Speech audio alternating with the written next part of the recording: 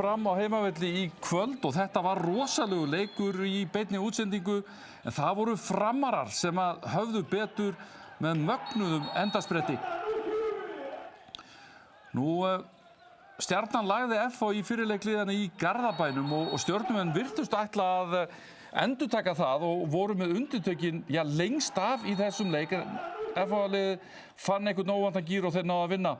Nú, Selfyssingar fengu erfitt verkefni á heimavelli gegn Val og gerðu gríðarlega vel og gáfu Valsmönnum svo sannarlega leik og á endanum var það reynsla Valsmanna sem skilaði sigri.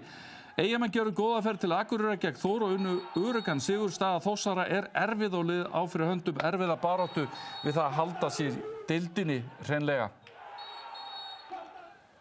Nú, neðsta lið deildarinnar ÍR mætti í Mosfellsbæinn og þeir höfðu undirtökin lengst af í þessum leik en ótrúlegur endakafli gerði út vonum þeirra og Afturelding náði að vinna.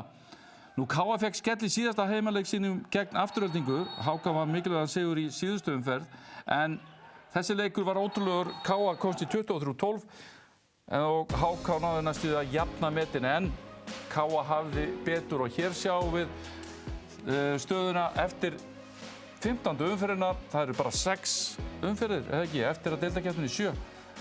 Valur með 24 stig. Þeir eru komnir á toppinn. Afturelding í öðru sæti.